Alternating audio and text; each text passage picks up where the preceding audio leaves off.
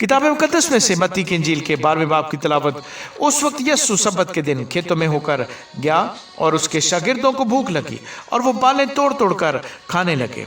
फरीसियों ने देखकर उससे कहा कि देख, तेरे शागिर्द वो काम करते हैं जो सब्बत के दिन करना रवा नहीं। उसने उनसे कहा, क्या तुमने ये नहीं पढ़ा कि जब दाऊद और उसके साथी भूखे थे तो उसने क्या किया? वो क्यों कर खुदा के घर में गया और नजर की रोटियां खाईं, जिनको खाना ना उसको रवा था ना उसके साथियों को, मगर सिर्फ काहिनों को। या तुमने तो रात में नहीं पढ़ा कि काहिन सब्बत के दिन हैकल में सब्बत की बेहुरमती करते हैं और बेकसूर रहते हैं? मैं तुमसे कहता हूं कि यहाँ वो है जो हैकल से भी बड़ा है। लेकिन अगर तुम उसके मानी जानते कि मैं कुर्बानी नहीं बल्कि रहम पसंद करता हूं, तो बेकसूरों को कसूरवार न ठहराते, क्योंकि इब्ने आदम सब्बत का मालिक है। और वो वहां से चलकर उनके इबादत खाने में गया और देखो, वहां एक आदमी था जिसका हाथ सूखा हुआ था। उन्होंने उस पर इल्जाम लगाने के इरादे से ये पूछा कि क्या सब्बत के दिन शिफा देना रवा है? उसने उनसे कहा, तुम में ऐसा कौन है जिसकी एक ही भेड़ हो और वह सब्बत के दिन गड्ढे में गिर जाए तो उसे पकड़ कर न निकाले? बस आदमी की कदर तो भेड़ से बहुत ही ज्यादा है, इसलिए सब्बत के दिन नेकी करना रवा है। तब उसने उस आदमी से कहा कि अपना हाथ बढ़ा। उसने बढ़ाया और वो दूसरे हाथ की मानद दुरुस्त हो गया। इस पर फरीसियों ने बाहर जाकर उसके बरखिलाफ मशवरा किया कि उसे किस तरह हलाक करें।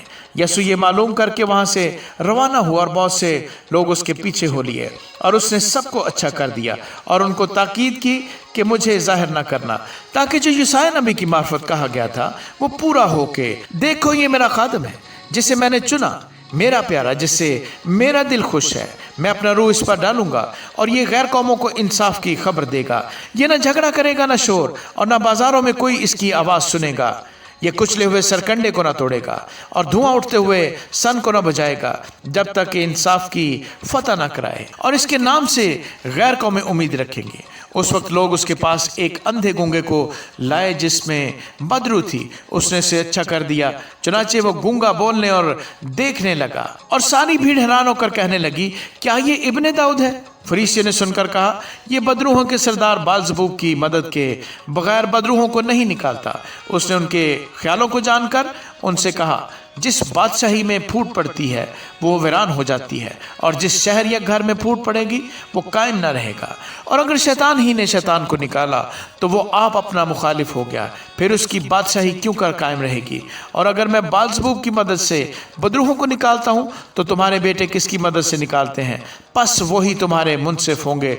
लेकिन अगर मैं खुदा के रूह की मदद से बदरूहों को निकालता हूँ तो खुदा की बादशाही तुम्हारे पास आ पहुंची।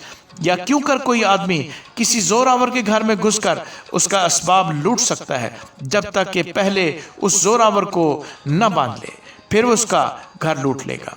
जो मेरे साथ नहीं वो मेरे खिलाफ है, और जो मेरे साथ जमा नहीं करता वो बखेरता है। इसलिए मैं तुमसे कहता हूँ कि आदमी का हर गुनाह और कुफर तो माफ़ किया जाएगा, मगर जो कुफर रूह के हक में हो वो माफ़ ना किया जाएगा। और जो कोई इब्ने आदम के बरखिलाफ कोई बात कहेगा वो तो उसे माफ़ की जाएगी, मगर जो कोई रुल कुद्स के बरखिलाफ कोई बात कहेगा वो उसे माफ़ ना की जाएगी, ना इस आलम में ना आने वाले में। या तो दरख्त को भी अच्छा कहो और उसके फल को भी अच्छा, या दरख्त को भी बुरा कहो और उसके फल को भी बुरा, क्योंकि दरख्त फल ही से पहचाना जाता है।